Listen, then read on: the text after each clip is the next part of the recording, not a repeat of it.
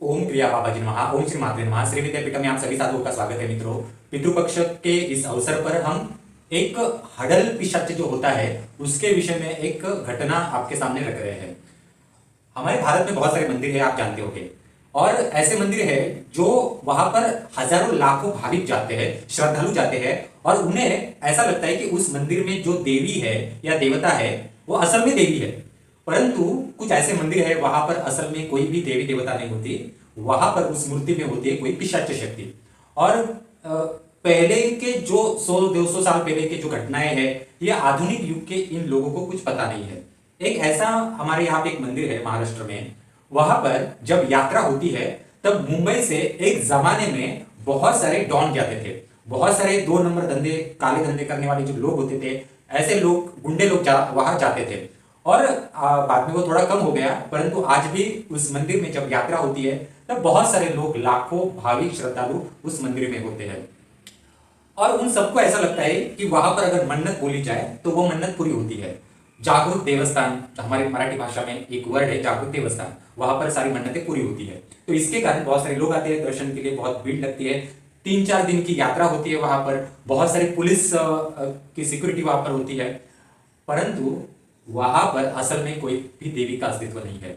जो वहां पर मूर्ति या जो भी वहां पर एक पत्थर का जो भी स्थान बना हुआ है, वहां पर देवी ना होकर एक हडल है। अब ये हडल है क्या, ये हडल पिशाच होता क्या है, और ये सारी घटनाएं है क्या, उसके बारे में हम चर्चा करेंगे।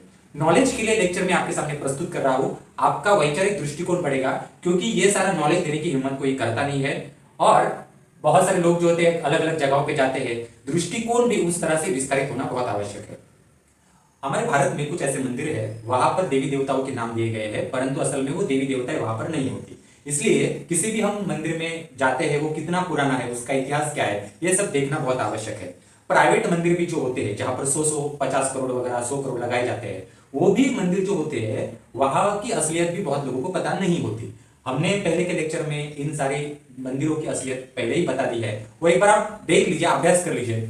आप में से बहुत सारे लोग अपने कुल देवी को नहीं जाते, अपने कुल देवता को नहीं जाते, परंतु ट्रिप निकालकर आप प्राइवेट मंदिरों में चले जाते हो। इसके कारण क्या होता है कि आपके घर के कुलाचार, कुल देवता जो होते हैं आपसे नाराज हो जाते हैं। बहुत सारी ऐसी चीजें हैं। इवन पहले के जमाने में गांव गांव में क्या होता था, कुछ ऐसे साधु लोग होते थे कि एक भगवा चोला पहनते थे और पूजा पाठ छोटा मोटा करते थे, लोगों को सलाह देते थे। बाद में वो साधु मरने के बाद उसके चमत्कार विमत्कार देखकर गांव के लोग क्या करते थे, उस साधु को जमीन में समाधि देते थे और उसका वहां पर एक छोटा सा मंदिर बनवा देते थे। बाद में वही साधु जो होता था, उसका समाधि का एक आश्रम बन जाता था। असल में ये जो साधु होते हैं वो होते हैं साधु। ऐसे बहुत सारे लोग होते हैं कि पहले जमाने में इनके पास छोटा मोटा सिद्धि होता था।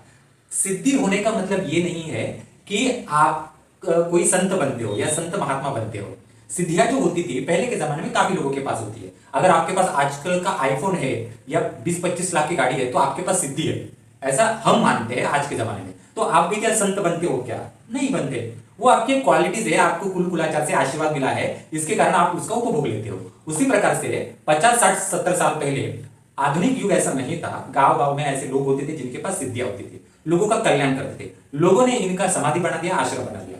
ठीक है, अब हमें क्या, आज उसमें हुआ क्या है कि लोग ऐसे समाधियों का दर्शन करते हैं, और ये जो समाधियां और आश्रम है वो आजकल बड़े हो चुके हैं। भारत में कुछ गांवों में ऐसी समाधियां है और ऐसे आश्रम किसी संत के नाम से उपलब्ध है। असल में यही एक सारी घटनाओं से रिलेटेड एक नॉलेज मैं आपको दे रहा हूं कि जिससे आपके ज्ञान की वृद्धि हो जाएगी, और ये दृष्टिकोण से बताने की जरूरत कोई करता नहीं है। असल में ये जो साधु होते हैं इनको समाधि नहीं देनी चाहिए। इनका जैसे मनुष्य का कैसे होता है वैसे ही इनका क्रियाकर्म लकड़ियों के ऊपर जलाकर वगैरह वही होने चाहिए। संत की बात कुछ और होती है, उनके पास उतने लेवल की शक्तियां होती है, उनको बांध कर नहीं रख सकते। ऐसे छोटे मोटे जो साधु होते हैं, चमत्कार करने वाले, लोगों का कल्याण करने वाले, ऐसे बहुत सारे होते हैं। इनको समाधि देने के बाद इनका भी हाल क्या होता है, इनको भी मुक्ति नहीं मिलती, क्योंकि शरीर जो होता है जमीन के नीचे जो है दफन भूमि में गड़ा पड़ा हुआ है, इनको मुक्ति नहीं होती। ये भी जो एनर्जीज होती है, ये भी एक पितरों की तरह अतृप्त वासना में कोष वहीं पर भटकते रहते हैं, ये साधु की जो एनर्जीज होती है वो। और लोग क्या करते हैं, उनकी पूजा पाठ करते हैं, तो पूजा पाठ से ऐसे आत्माओं का क्या होता है कि ताकत बढ़ जाती है, और एक वासनामय कोष, एक ताकतवर वासनामय कोष या पिशाच या पितर, ऐसा वो साधु का जो तत्व होता है वो बढ़ जाता है। वो ठीक से अपनी खुद की आध्यात्मिक प्रगति करके कहीं दूसरी जगह पे जन्म भी नहीं ले सकता और कुछ भी नहीं कर सकता, ऐसे बीच में ऐसी एनर्जी अटक जाती है। और ऐसे समाधियां जो है वो मैंने बहुत सारी देखी हुई है मित्रों। और लोग क्या करते हैं कि इन साधुओं की जो बाद में जो आजकल लोग क्या करते हैं, ऐसे साधुओं का फोटो या मूर्ति जो होती है वो अपने घर में, पूजा घर में भी स्थापन कर लेते हैं। इसके कारण क्या होता है कि ऐसी जो आत्माएं होती है उस घर में प्रवेश करके घर की पूजा पाठ का एनर्जी जो है वो भी खुद खा जाती है। तो इसके कारण आपके जो पितर होते हैं वो भी जो होते हैं वो नाराज हो जाते हैं। इसलिए किसी भी संत का पूजा पाठ या फिर मूर्ति आप लगा रहे हैं या किसी भी ऐसे गुरु का आप मूर्ति या फोटो लगा रहे हैं, बहुत सोच समझ कर डिसीजन लेना पड़ता है इन सारी चीजों का। क्योंकि आप कोई गेस्ट अपने घर में जब बुलाते हैं तब उस गेस्ट का परिणाम आपके घर वालों के ऊपर, आपके कुल कुलाचार, आपके पितरों के ऊपर क्या होता है वो देखना पड़ता है। क्योंकि आपका घर ये आपका नहीं है, आपको ये दिया है, आपके पूर्वजों ने दिया है, आपके पूर्वजों की मेहनत है, आपके कुल देवी कुलाचार इनके आशीर्वाद होते हैं। और आप इनको अनदेखा करके किसी भी देवी देवताओं को उठाते हैं, किसी भी कोई गुरु होता है उसका फोटो उठाते हैं और अपने घर में रखते हैं। वो ना संत होता है ना संत के मुकाम पर पहुंचा हुआ रहता है, जिसके कारण आगे आगे की पीढ़ी के ऊपर प्रॉब्लम आना शुरू होता है। ये नॉलेज अपना ध्यान में रखें मित्रों। तो उस मंदिर के बारे में आपको मैं थोड़ा सा बताना चाहता हूँ, वो हडल पिशाच, वो मंदिर, ये सारी घटना क्या है। तो चैनल को हमारे सब्सक्राइब कीजिए, शेयर कीजिए। जिनको भी इस पितृ पक्ष में असल नॉलेज लेना है, साधना करनी है पितृदोष के लिए, तो हमारे यहाँ महामृत्युंजय साधना है। इसमें पूरा जो है इन डिटेल पूरी साधना हमने सिखाई है, पूरा का पूरा तर्पण सिखाया है, पूरा अभिषेक सिखाया है, पूरा का पूरा यंत्र पूजन भी इसमें सिखाया हुआ है। और ये सारी साधनाएं जो है पूरे वर्ल्ड में कोई भी ये सारा विद्याएं नहीं सिखाता, सिर्फ हम श्री विद्यापीठम द्वारा ये सिखाते थे। आप कहीं पर भी जाइए, आप YouTube छान लीजिए, आप गूगल छान लीजिए, कहीं पर किसी भी ब्लॉग पर कितना भी बड़ा आश्रम हो, इस तरह से कोई भी विद्या प्रॉपरली रिचुअल बेस नहीं सिखाता। आपको मंत्र के रट्टा मारना सिखाते हैं, आपको 3 बार कान में मंत्र फूंक देते, जाप करना सिखाते हैं। इन सारी साधनाओं को साधना कहा नहीं जाता, मंत्र दीक्षा, गुरु दीक्षा नहीं कहा जाता। अब हम शुरुआत करते हैं लेक्चर के लिए। जिस मंदिर की मैं बात कर रहा हूं उसका मैं नाम नहीं लूंगा, आप बस यहां पर नॉलेज के लिए समझ लीजिए। अब हुआ क्या था कि अभी वो जो मंदिर है वहां पर किसी देवी के नाम से प्रसिद्ध है, बहुत सारे लोग दर्शन के लिए आते हैं, दान धर्म बहुत सारा चलता है। असल में वहां पे कोई जिनको ये पता है वो लोग वहां पर नहीं जाते, परंतु जिनको पता नहीं है, मन्नतें पूरी होती है, तो ऐसे लोग वहां पर चले जाते हैं। हुआ ऐसा था कि 300-400 साल पहले उस गांव में बहुत बड़ा किला है। उस किले का जो राजा, बाद में उसने अपने राज्य का विस्तार कर लिया और उसने अपनी राजधानी जो थी वो दूसरी जगह पर शिफ्ट कर दी। और उस किले का जो एक वतनदार कह सकते हैं, जमींदार कह सकते हैं या सेनापति कह सकते हैं, वो किसी दूसरे को बना दिया।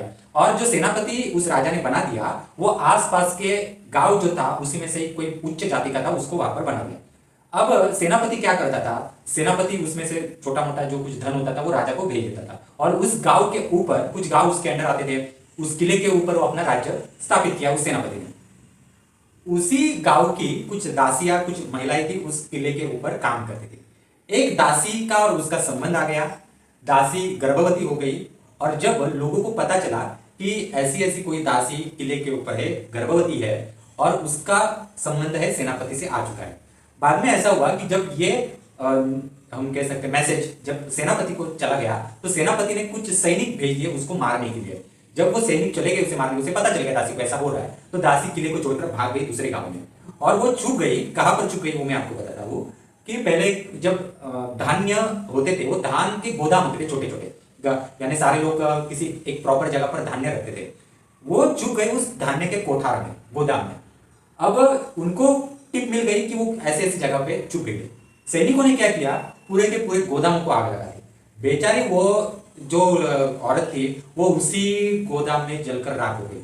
बाद में क्या हुआ कि उसकी आत्मा जो थी वो सेनापति को सपने में आती थी, वहां के लोगों को तंग करना शुरू कर देती थी, वहां के बच्चों को मार डालती थी। और छोटे छोटे बच्चे होते तो उनको बीमारी आना शुरू हो जाती थी, बहुत सारी तकलीफें आना शुरू हो गई। सेनापति ने बाद में तांत्रिकों को बुलाया, ब्राह्मणों को बुलाया, सारी पूछताछ की, उसको अपनी गलती का एहसास हुआ। तांत्रिक और ब्राह्मणों को बुलाकर एक पत्थर की जगह पर उसको स्थान दिया, उसका मंदिर पूरा बनवाया। और वो जो गांव है वो आज भी सालाना यात्रा करवाकर उसका जो मान पान सब कुछ देना है, जो उसको कुछ देने पड़ते हैं चीजें, ऐसा है, ठीक है, तो वो सब कुछ वहां पर दिया जाता है, ऐसा है। तो अब ये जो महिला थी ये एक्चुअली थी गर्भवती स्त्री। हाँ, गर्भवती स्त्री कोई मरती है और उसको जब जलाया जाता है तो वो बनती है हड़ल, आज भी। परंतु पहले ज्यादा था कि अगर किसी गांव में ऐसी महिला जो गर्भवती होकर मर गई है या बच्चे को जन्म देने के बाद बच्चे के साथ मर गई है या बच्चा जिंदा है पर ऐसे मर गई, यानी बच्चे को जन्म देने के बाद ही कुछ दिनों में मर गए, तो गांव के लोग क्या करते थे कि उस औरत का शरीर पूरी तरीके से जला नहीं देते, तब तक उसकी चिता के पास गांव के जो बड़े बड़े बुजुर्ग होते थे वो बैठ कर रहते थे। क्योंकि क्या होता था कि गांव गांव में आसपास ऐसे तांत्रिक छोटे मोटे लोग होते ही है, ठीक है। गांव में जैसे वैद्य होता है वैसे गांव में छोटे मोटे तांत्रिक मंत्रिक भी होते हैं। तो ये तांत्रिक मंत्रिक क्या करते हैं कि ऐसी कोई महिला अगर मरती है तो उसके ऊपर ना पूरे उनका लक्ष्य रहता है। अगर उसको चिता में जला देते हैं तो उसकी छोटी से छोटी हड्डी उनको मिल सकती है क्या, उसके ऊपर वो ध्यान देते हैं। क्योंकि ऐसी महिला की छोटी हड्डी तक मिल गई और वो वश हो गई, ऐसा पिशाच स्त्री शक्ति वश हो गई, तो वो कुछ भी कर सकती, कुछ भी मतलब कुछ भी। हमारी भाषा में हम बोलते हैं 1000 देवी देवता कुछ नहीं कर सकते, वो एक हडल पिशाच करती है। आज भी मैं आपको और अंदर की बातें बता रहा हूँ। हम कुछ छोटे मोटे जो लोग हैं उनके कुछ बिजनेस के काम करते हैं, उनके कुछ पारिवारिक सलाह मशवरा करते हैं। हमारा वेबसाइट और चैनल से हटकर कुछ दूसरा काम है जहाँ पर कुछ बड़े पार्टीज होते हैं, उनको कुछ चीजें होती है या फिर कुछ ऐसी चीजें होती है जो बड़े बड़े तांत्रिक या उनको पता ही नहीं होता कि यहाँ पर क्या सोल्यूशन निकालना है, तो हम वहां पर कुछ सलाह मशवरा करते हैं। तो हमारा ऐसा संबंध काफी जगहों से आता है, आउट ऑफ महाराष्ट्र बहुत जगहों से आता है कि जहां नहीं आना चाहिए। उसमें से आपको अंदर वाली एक बात बताता हूं। हमारे भारत में कुछ अमीरों से भी अमीर ऐसे मंदिर है कि जिनकी आमदनी, सालाना आमदनी कई अरबों तक है, करोड़ों अरबों तक है। और उनके ट्रस्टीज जो है, ऐसे मंदिरों के जो ट्रस्टीज है, इनके जो काले धंधे है, वो काले धंधों के ऊपर वो देवी देवता, जो मंदिर की देवी देवता है, वो बुरी नजर, वो एक असर ना डाले या फिर वो काले धंधे को ब्लॉक ना करे या उसकी कोई दंड उनके परिवार को या उनको ना आए, या वो काला धंधा ऐसा ही चलता रहना चाहिए, कोई वो शक्ति जो है वो आड़े नहीं आनी चाहिए, अड़चन नहीं निर्माण, प्रॉब्लम नहीं निर्माण करनी चाहिए। इसलिए ये लोग क्या करते हैं, किसी तांत्रिक मांत्रिक का सहारा लेते हैं और जिस देवी देवता, जिस मंदिर की ट्रस्टी है, उसी देवता को प्रॉपर बंदिश लगवा देते हैं। तो ये देवी देवता क्या करती है, ये देवी देवता उन ट्रस्टीज को कुछ कर नहीं सकती, क्योंकि ये पिशाचों का जो सहारा लिया जाता है ये बहुत बड़े लेवल के पिशाच होते हैं। एक तो ऐसा इंडिया का टॉप मोस्ट मंदिर है जिसको हम रिचेस्ट कह सकते हैं, बहुत मंदिर है, उसके ट्रस्टीज ने उस देवता को 15-15, 20-20 हडल पिशाच जो होते हैं ना, उनसे प्रॉपर बंदिश करवाई है कि इनके काले धंधे किसी के सामने ना आए, इनके काले धंधे ऐसे ही चलते रहे, इसके लिए हम ये सोच भी नहीं सकते। तो ये देवी देवता जो कुछ नहीं कर सकते, क्योंकि ये पिशाच की एनर्जी भी उसी प्रकार से होती है और ये गंदगी, निगेटिविटी इतने बड़े लेवल की होती है कि ये सामान्य मनुष्य के दिमाग के बाहर का सब्जेक्ट है। इसलिए मित्रों, आप में से कितने सारे लोग गायत्री मंत्र के लाखों जाप करते हैं, श्री विद्या या कहाँ से दीक्षा लेते हैं आप लोग का, कितने सारे लोग कुंडलिनी जागरण, नाना प्रकार के क्या क्या करते हैं, परंतु इतना सब कुछ, इतना खर्चा, इतने सारे गुरु करने के बाद, इतनी सारी दीक्षा लेने के बाद आपका इस तरह से देखने का दृष्टिकोण, इस तरह से देखने का नजरिया बदलता है क्या? आपको ये सारी चीजें देखना शुरू होती है क्या? ये नॉलेज आना शुरू होता है क्या? नहीं होता। इसके कारण आप तभी समझ जाइए कि आपने जो दीक्षा है, जो कर रहे हैं, वो सारी एक भ्रमित कल्पना और भ्रमित चीजें हैं। ठीक है, तो जो मैं हडल पिशाच के बारे में बताने जा रहा हूँ, ये बता रहा था, तो ये यही बाद में हर साल उसी गांव वालों ने यात्रा, वहां पर एक छोटा मंदिर बनवा दिया। वो मंदिर बनवाने के बाद वहां पर लोग आते रहे, लोगों ने छोटी मोटी मन्नतें करना शुरू कर दी। और ये हडल पिशाच क्या करती है, ये बहुत जल्दी मन्नतें पूरी करती है। यानी जो आप किसी शक्तिपीठ के ऊपर या देवी के मंदिर में जाकर एक मन्नत बोलेंगे, उसको पूरा करने में अगर उस देवी को 6 महीने लगते हैं, तो ये पिशाच शक्तियां 1-2 महीने में उसको कंप्लीट कर देती है। ऐसी इतनी ताकत होती है इनके पास। या कुछ कुछ चीजें ऐसी होती है कि जिनको देवी देवता भी उस मन्नत को पूरा नहीं कर सकते, परंतु ये पिशाच जो होते हैं, ये हडल शक्तियां होती है, वो कहीं भी किसी भी जगह पे, किसी भी एनर्जी में घुसकर उसको पूरा कर सकते मन्नत को। परंतु इसका परिणाम लोगों के घर के ऊपर बुरा होता है। अब ये पहले हडल पिशाच पता था, वो ये होता क्या है कि कोई भी गर्भवती स्त्री पेट में बच्चा रखकर मरती है या बच्चे को जन्म देने के बाद मरती है, तो वो होती है हडल पिशाच। उसकी ताकत बहुत होती है क्योंकि वो एक एनर्जीज ही अलग है। ठीक है, तो और वो किसी के वश में आए तो कुछ भी कर सकते हैं। मतलब आप समझ लीजिए कि वो बहुत बड़ा वेपन है, एक अण्वस्त्र, एक परमाणु है वो, ऐसा समझा। उसको आप ये नहीं कर सकते, उसको आप किसी भी ताकत से उसको रोक नहीं सकते। उसको रोकने के लिए आप में भी उतनी ताकत चाहिए फिर। ठीक है, तो बाद में लोग मन्नतें बोलते गए और वो मंदिर बन गया, बड़ा मंदिर बन गया, उसकी ताकत बढ़ गई क्योंकि मन्नतें बोलते हैं, श्रद्धा होती है, भाविक आना शुरू हो जाते हैं और उस पिशाच को देवी का रूप मिलता है। और ये एक्चुअल में देवी नहीं होती, पिशाच शक्ति होती है। अब ये जो पिशाच देवियां होती है, काम कैसे करती है ये मैं थोड़ा बताता हूँ। इनको ऐसी शक्तियों को मन्नतें कभी बोलना नहीं चाहिए मित्रों। ठीक है, क्योंकि आपको कुल कुलाचार के प्रॉब्लम होते हैं, इसके कारण आपको अड़चन आना शुरू होती है आपके भौतिक जीवन में। तो आपको पहले अपने कुल कुलाचार, कुल देवी नाराज क्यों है, वो सब कुछ देखना चाहिए। तो ये पिशाच क्या करते हैं कि जब आप जब मन्नत बोलते हो और किसी काम के लिए उद्युक्त होते, काम के लिए निकलते हैं, तो ये पिशाच आपका जो मन्नत आई हुई रहती है तो वो अपने उस पिशाच के अंदर और भी छोटे मोटे पिशाच होते हैं, ठीक है। इतने सैकड़ों सालों में उसके पास उतनी ताकत जमा होती है, तो उसके अंदर भी काम करने वाले पिशाच होते हैं। उनके द्वारा आपने मन्नत बोली है तो आपके आसपास की जो पॉजिटिव एनर्जी है, जो आपके पूर्वजों के कोई पितरों के आशीर्वाद होगी, छोटे मोटे आए हुए कुल कुलाचार का कोई किसी का आशीर्वाद होगा, तो वो पूरे के पूरे ब्लॉक कर देते, बंद कर देते हैं, क्योंकि वो पॉजिटिव एनर्जी में आपका काम नहीं कर सकते, तो वो पूरा का पूरा बंद कर देते हैं। आपकी कुल देवी को बंद करते, आपके पितरों को बंद करते, सबको बंद करते। बाद में ये पिशाच जो होते हैं वो अपनी ताकत खड़ी कर देते हैं, अपनी ताकत खड़ी करके वो कहीं पर भी घुस के आपका काम पूरा करते हैं। फिर बाद में क्या होता है, आप मन्नत पूरी कर देते हो उनकी जाकर। मन्नत पूरी करने के बाद जब आपको इमरजेंसी होती है, किसी भी प्रॉब्लम में कुल कुलाचार के आशीर्वाद जब चाहिए होते हैं, तब आपको आपकी कुल देवी, कुल देवता, आपके पितरों के आशीर्वाद काम नहीं आते, क्योंकि वो ब्लॉक कर दिए होते हैं। और आपकी कुल देवी नाराज होती है, आपके पितर नाराज होते हैं, क्योंकि आपने कभी उनकी तरफ ध्यान नहीं दिया। तब आपको जब प्रॉब्लम आता है तब ये खड़े नहीं हो पाते और उनको ये पिशाचों की शक्तियां नहीं चलती। ऐसे बाद में बहुत सारे लोग जो होते हैं छोटे मोटे, उनके ऊपर प्रॉब्लम आना शुरू होते हैं। जब देखो घर में जो गंदगी यहाँ वहां से आती है, आजकल लोग दारू कहीं पर भी किसी भी दिन दारू पीते हैं, किसी भी दिन मांसाहार करते हैं, घर में जैसा प्रॉब्लम्स होता है उसका ठीक से कुछ नहीं करते, घर में 2 नंबर का पैसा आता है, घर में लोग अलग अलग जगह से मंत्र लेते हैं और वो दूषित मंत्र होता है, गलत जगह से कुछ ना कुछ उठाकर लाते हैं। तो ये सारी जो निगेटिविटी होती है वो कहीं ना कहीं जाकर बैठती है, और ये जाकर बैठते आपकी कुल देवी, आपके पितर के ऊपर, और आपके जो पूर्वजों से आई हुई कुल देवियां, कुल देवता, पितर जो होते हैं अपने ऊपर कोई भी गंदगी नहीं लेते, आपकी जो आने वाली पीढ़ी है उनके ऊपर वो डाल देते हैं। तो इसलिए आप देखिए हर घर में अलग अलग टाइप के प्रॉब्लम्स होते हैं। ये डायबिटीज, बीपी के पेशेंट्स जो होते हैं, कैंसर से पीड़ित पेशेंट्स होते हैं, या फिर यही एक अलग अलग प्रकार की निगेटिविटी होती है।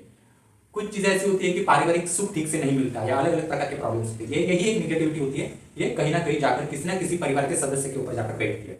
इसलिए जो लोग हैं, भले ही लोग आज हमारे इंडिया के लोग अमेरिका, यूरोप, ऑस्ट्रेलिया में जाकर बैठे हैं, परंतु वहां पर जाकर बैठकर भी उनको भी प्रॉब्लम है मित्रों। ये क्या है कि आज आपकी पीढ़ी चली जाएगी, पर आपकी जो नेक्स्ट जनरेशन आएगी आप उसको क्या देंगे, ये भी सोचना पड़ता है। तो मित्रों ये आपको सब समझ में आया होगा कि एक हडल पिशाच क्या कर सकता है। ये जो पितृपक्ष चल रहा है इसके लिए मैं एक स्पेशल लेक्चर आपके सामने ये रखा कि जिससे कि आपका नॉलेज वृद्धिगत हो सके। आपको हमारे श्री विद्यापीठम द्वारा ऑथेंटिक नॉलेज देना है। हमारा एडवांस श्री विद्या एसेंशियल, कार्यकुल श्री विद्या एसेंशियल, ये सारे नॉलेज बेस्ड कोर्स कर लीजिए, आपको एडवांस नॉलेज मिलेगा। हम जो नॉलेज देते हैं वो बाकी जगहों पर है नहीं। गूगल कितना भी ढूंढ लीजिए, यूट्यूब कितना भी ढूंढ लीजिए, हमारे यहाँ का जो नॉलेज है वो अन्य जगह पर उपलब्ध है ही नहीं मित्रों। तो डिस्क्रिप्शन बॉक्स में सारे कोर्सेज के लिंक दिए गए, हमारे कोर्सेज को ज्वाइन कर लीजिए। जिनको पितृदोष है वो हमारे ये पितृदोष संबंधित महामृत्युंजय साधना के कोर्स को भी ज्वाइन कर सकते हैं।